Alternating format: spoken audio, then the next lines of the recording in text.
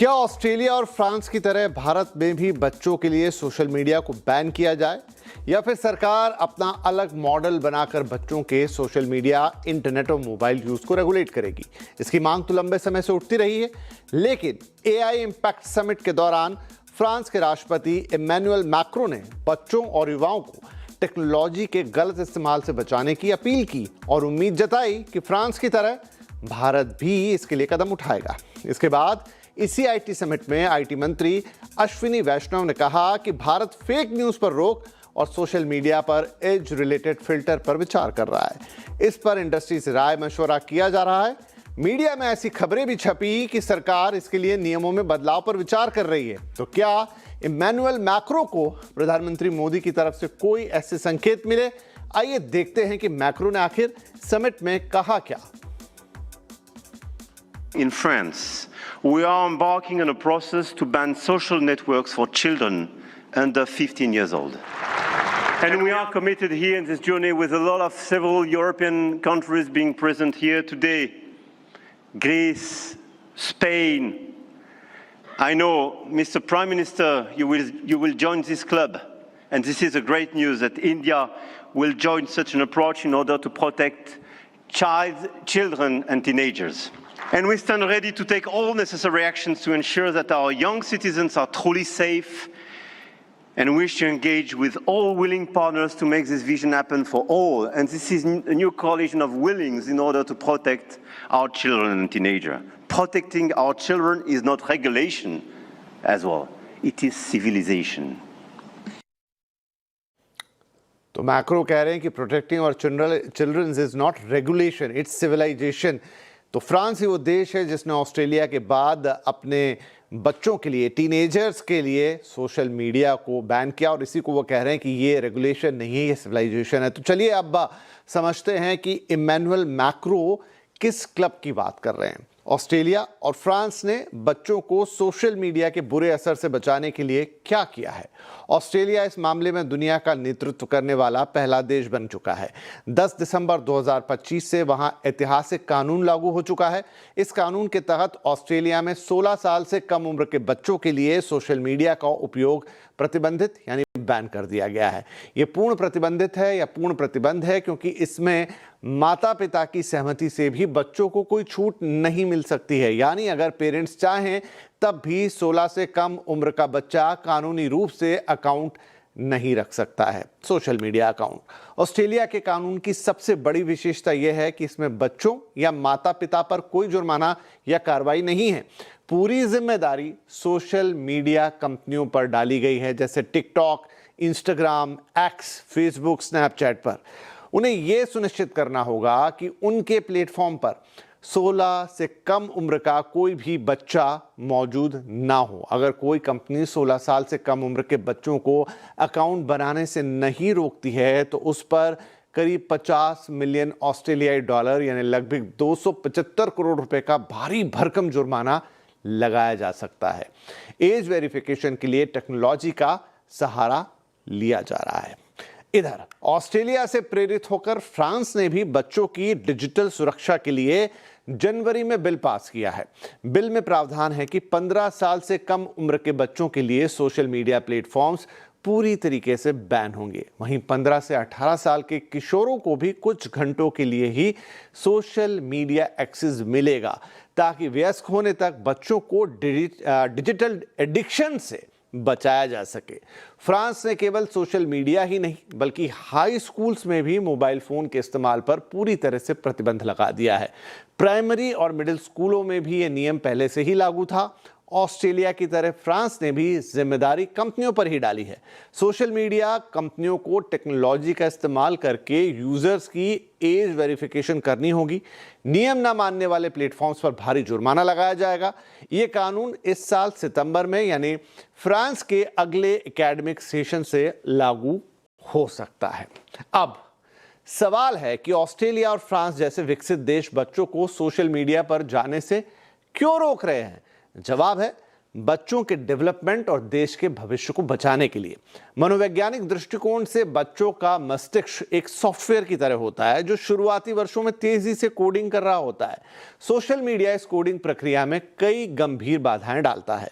इंसान का pre frontal cortex यानी मस्तिष्क का वो हिस्सा जो निर्णय लेने और ध्यान को केंद्रित करने का काम करता है, प्री फ्रंटल कॉर्टेक्स 25 साल की उम्र तक विकसित होता रहता है। रील्स, शॉर्ट्स जैसे 15-30 सेकंड के वीडियो बच्चों के अटेंशन स्पैन को खत्म कर रहे हैं। उन्हें हर कुछ सेकंड्स में नया डोपामाइन हिट लेने की लत लग जाती है।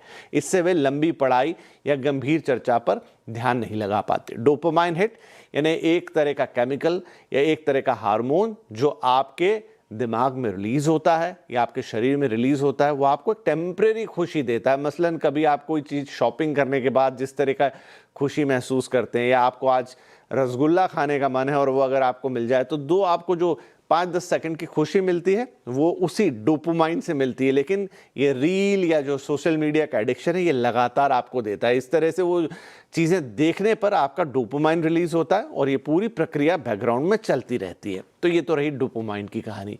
इधर बच्चे अक्सर पढ़ाई के साथ सोशल मीडिया चलाते हैं।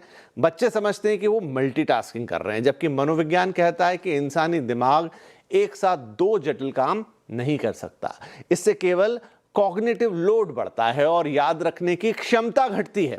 सोशल मीडिया बच्चों को डोपामाइन लूप में फंसाता है और एडिक्शन में धकेल सकता है। सोशल मीडिया को लाइक, शेयर, नोटिफिकेशन के जरिए वेरिएबल रिवॉर्ड के सिद्धांत पर डिजाइन किया गया है जो जुए की लत जैसा होता है।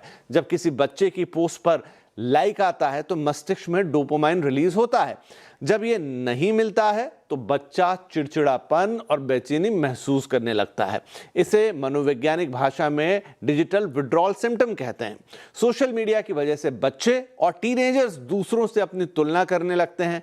हम और आप सोशल मीडिया पर केवल अपनी सबसे अच्छी तस्वीरें डालते हैं, लेकिन बच्चे नहीं समझ पाते कि सोशल मीडिया ऐसी फिल्टर्ड जिंदगी दिखाता है।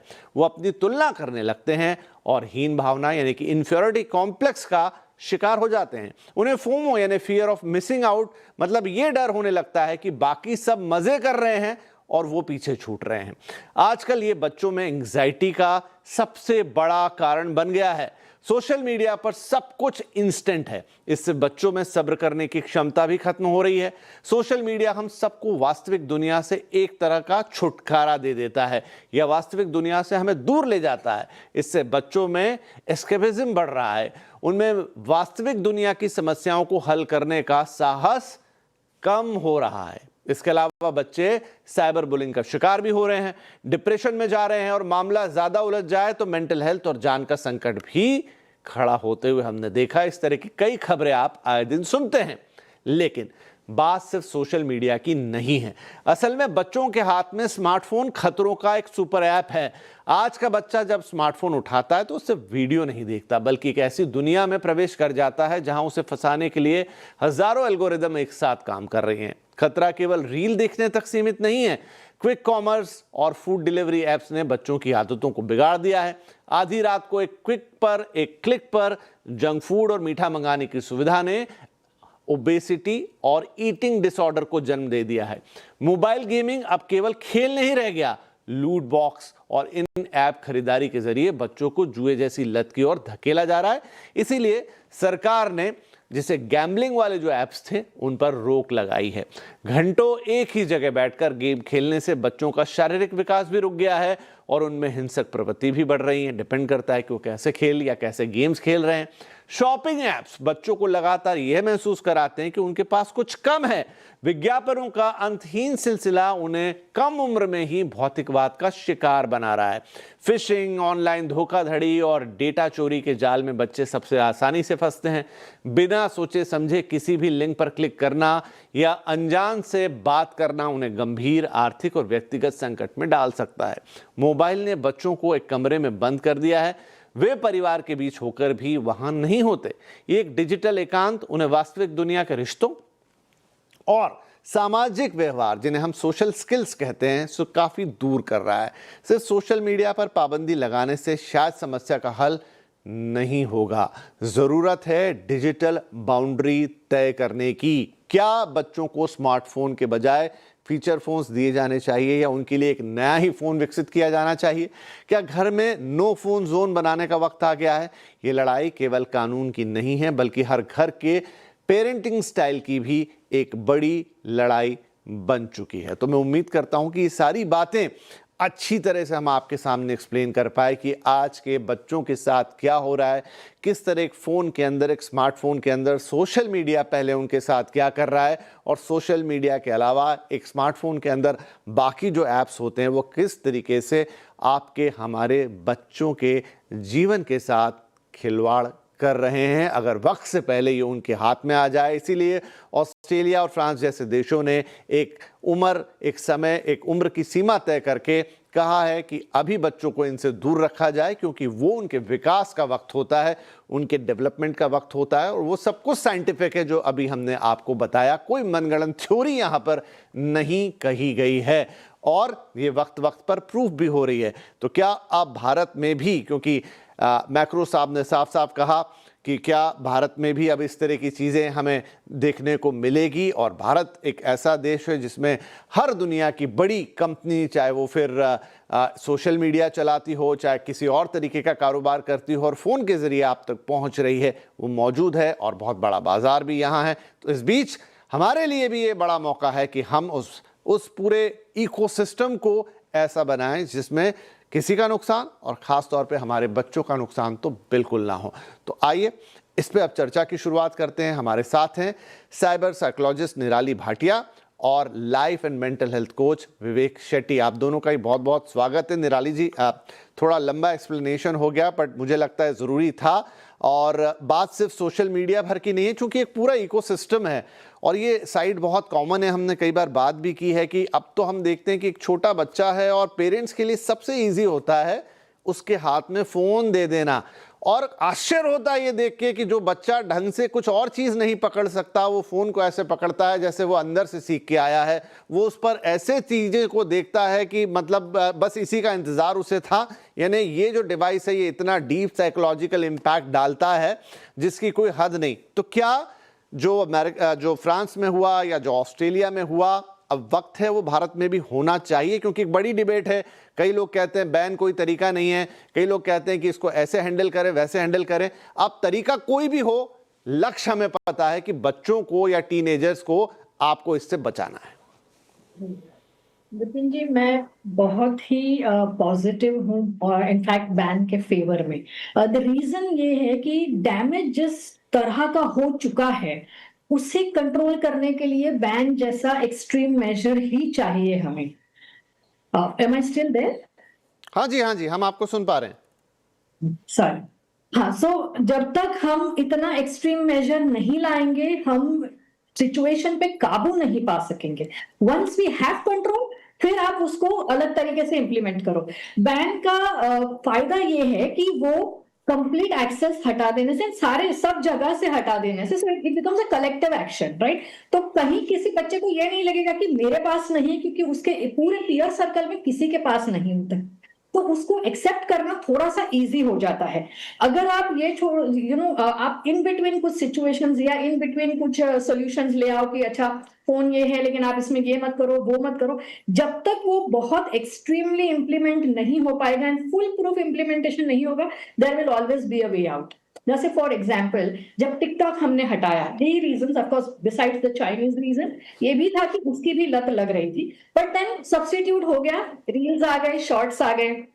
तो ये सब्स्टिट्यूशन होता ही रहेगा अगर हम कोई फुल प्रूफ सोल्यूशन नहीं लाते हैं। And right now I think ban is a good solution, और अगर हम उसे एक कलेक्टिव एफर्ट की नजरिए से देखें एंड ना कि भाई हम कुछ रिवर्स करें, क्योंकि डैमेज कंट्रोल इतना हो चुका है। So if you ask me, I am very much in favour of it. And honestly until age of 16-17 इतना कोई प्रोडक्टिव यूसेज सोशल मीडिया से नहीं होता है बच्चों की लाइफ में। There are many other mediums जहां से आप जो इंफॉर्मेशन बच्चों को सही समय पे, सही एज पे, सही तरीके से पहुंचानी चाहिए, बहुत सारे अलग अलग मीडियम्स हैं। तो हम पूरी तरह से इंटरनेट को नहीं डिसेबल कर रहे बच्चों के लिए, सिर्फ और सिर्फ सोशल मीडिया से शुरुआत कर रहे हैं, क्योंकि वहां पे रेगुलेशन नहीं है, कोई एज का फिल्टर नहीं है, एंड प्लस जैसे आप उन्होंने सारे वो पॉइंट्स गिनवाए, वो सारे ही वैलिड हैं, रिसर्च बहुत अच्छे से प्रूव कर चुका है। एंड लास्टली, अब हम सिर्फ सोशल मीडिया नहीं, एआई एनेबल सोशल मीडिया से भी डील कर रहे हैं।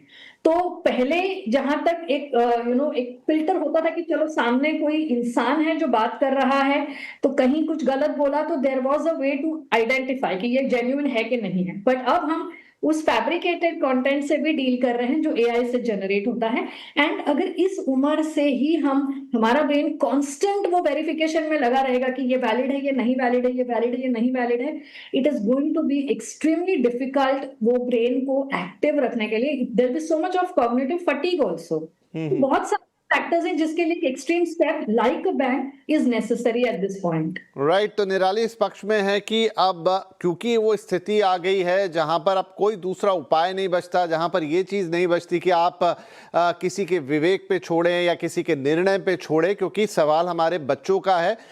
तो बैन कई तरीके से हो सकते हैं, उसे इम्प्लीमेंट करने के कई और तरीके हो सकते हैं। It's not outrightly a ban, but हाँ, बच्चों को उससे बचाना है, इसमें आप कोई शक की बात, गुंजाइश नहीं रहेगी। एक छोटा ब्रेक यहां पे लूंगा, ब्रेक के बाद शेट्टी साहब की भी राय इस पे जानेंगे, और साथ ही अब क्या हम कर सकते हैं, क्योंकि देखिए बैन का आना या कुछ और चीज का होना वो तो एक प्रोसेस है या एक वो लॉ का प्रोसेस है जो होगा, लेकिन आपको और हमको इस अलार्मिंग सिचुएशन में कोई तो कदम उठाना पड़ेगा, और ये बात सिर्फ बच्चों की भी नहीं है, ये आपके और हमारे ऊपर भी लागू होती है। एक छोटा सा ब्रेक के बाद ये अहम सवाल।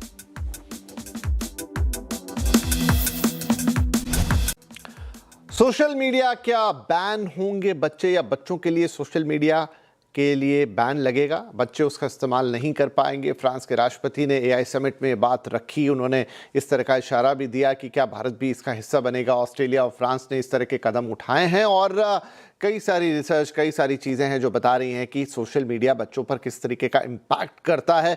ब्रेक से पहले हमने निराली को सुना, और अब मैं विवेक जी से पूछना चाहूँगा। विवेक जी, जैसे एआई आया था, तो एआई के आते ही साथ एक बहस छिड़ गई थी, एआई एंड रिस्पॉन्सिबल एआई। उसी तरह क्या वक्त आ गया है कि सोशल मीडिया में भी ये बात आ जाए, social media and responsible social media? But निराली ने भी एक बात कही कि शायद अब वो वक्त, मतलब हम ऐसी कगार पे पहुंच गए जहां पर एक कठोर कदम ही हमारे बच्चों को वो बचा सकता है। वेल, आपके इस पे क्या विचार होंगे? जी विपिन जी, ये सवाल सिर्फ बच्चों के भविष्य का नहीं है, ये सवाल है देश के भविष्य का, क्योंकि बच्चे देश का भविष्य है सबसे पहले। दूसरी बात, आपको जानकर ताज्जुब होगा कि एंशिएंट इंडिया में ऋषि महाराज लोग ये कहते थे कि आप अगर चाहते हैं कि आपका बच्चे का उज्जवल भविष्य हो और एक आनंदित जीवन हो, तो आपके बच्चे हमारे आश्रम में पहले 15 साल भेज दीजिए। उससे क्या फर्क पड़ेगा? उससे यह फर्क पड़ेगा कि पहले 10 से 15 साल तक पूरी आपकी सबकॉन्शियस माइंड की जो प्रोग्रामिंग होती है, वो ऋषि लोग उसको प्रॉपर डायरेक्शन और प्रॉपर डायमेंशंस देके आपको यह सिखा सकते हैं कि education is not what फिल्स the mind, education is what forms the mind. तो विपिन जी, हमारे इस प्रॉब्लम की तरफ मेरा सॉल्यूशन 2 pronged रहेगा। कुछ हद तक रिस्ट्रिक्शंस, आप उसको बैन कहिए, रिस्ट्रिक्शंस कहिए, फिल्टर्स लगाइए, जो चाहिए कीजिए, कुछ हद तक तो वो होना ही चाहिए 16 साल तक। सेकंड, इन 16 सालों में हमको हमारे करिकुलम और सिलेबस में माइंड ट्रेनिंग और माइंड मैनेजमेंट प्राइमरी स्कूल से इंट्रोड्यूस करना चाहिए।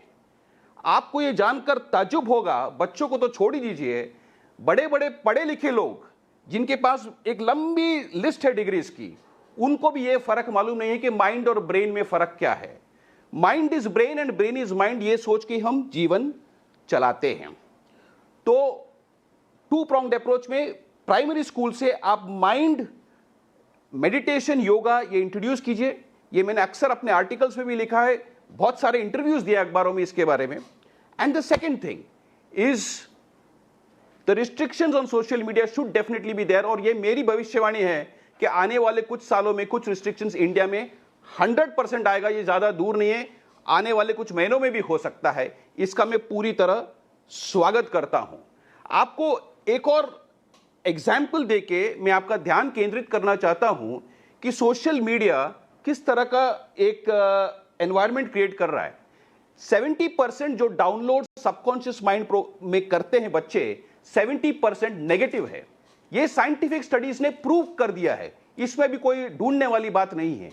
आपको रोजमर्रा की न्यूज में आपको दिखेगा कि रील्स करते करते बच्चे की जान ही चली गई, कुछ और करते करते किसी बच्चे ने ये सीख लिया कि बॉम्ब कैसे बनाना है यूट्यूब पे, और वो 15 साल 16 साल की उम्र में यूएस में जाके गन्स लेके फायर करता है। ये कैसे पॉसिबल है? This is only possible because of wrong subconscious mind programming. आपने प्री फ्रंटल कॉर्टेक्स का जिक्र किया था आपके इंट्रो में, इससे इसका बहुत गहरा ताल्लुक है। आपको एक और छोटा मिसाल में देता हूं। मान लीजिए अगर मुझे रोज फ्लावर की स्टडी करनी है, आजकल बच्चे क्या करते हैं, हर एक सेकंड चीज उनको अगर पता करना है, गूगल, सोशल मीडिया, यही सब उनका यंत्र और तंत्र होता है फाइंड आउट करने के। बट मैं आपसे एक सवाल पूछना चाहता हूं, रोज फ्लावर या मूनलाइट को अगर आप उसके बारे में जानना चाहते हो, it is an experience, it is a subjective experience. आपको जाके गार्डन में जाके रोज फ्लावर को देखना पड़ेगा, उसकी फ्रेग्रेंस को एक्सपीरियंस करना पड़ेगा, उसकी ब्यूटी को एक्सपीरियंस करना पड़ेगा, तब जाके बिल्कुल स्टडी इज मीनिंगफुल। नहीं तो राइट, ये आप बिल्कुल सही कह रहे हैं कि दो चीजें हैं इसकी। एक तो ये है कि हमारे पास इमीडिएटली हमें क्या करना है, क्योंकि खतरा सामने है या एक चीज सामने है जिसे आपको सोशल मीडिया में ये नहीं कहूँगा खराब चीज़ है, बहुत अच्छी चीज़ भी हो सकती है, लेकिन अब वो जिस तरीके से फैल गया है और एक तरीके का जिस तरह का बिजनेस कन्वर्ट हो चुका है, उसमें कुछ भी आता है विदाउट एनी फिल्ट्रेशन, तो वो बच्चों के लिए तो बिल्कुल सही नहीं है। और जो एडिक्शन वाली बात है वो भी दिक्कत है, इसीलिए कई देशों ने कदम उठाया और शायद भारत की तरफ देख रहे हैं कि हम क्या करते हैं खासतौर पर अपने बच्चों के लिए।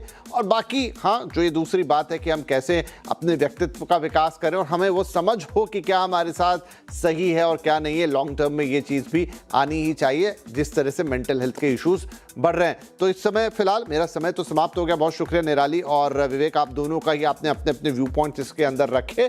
लेट्स सी कि जो बात आज हमने रखी है और जो बात इस समय पूरी दुनिया में है, चाहे फ्रांस कर रहा है, ऑस्ट्रेलिया कर रहा है या हमारे एआई समिट में आई है या भारत की तरफ पूछा गया है कि क्या हम इसमें शामिल होंगे, लेट्स सी कि किस तरीके से इसका इंप्लीमेंटेशन आता है। मीनवाइल एज एन इंडिविजुअल, हम पेरेंट्स हैं या खुद हैं, हमें भी इस चीज़ को समझना बहुत ज़रूरी हो गया है कि हम अपने सोशल मीडिया को रिस्पॉन्सिबली खुद कैसे यूज़ करें, उसका अच्छा पार्ट यूज़ करें, कितने टाइम तक यूज़ करना है वो यूज़ करें, और जब जो नियम आएंगे वो आएंगे, लेकिन शुरुआत हमसे हो जाए तो और बेहतर है। बहुत बहुत शुक्रिया इस कार्यक्रम में हमारे साथ जुड़ने के लिए। नमस्कार।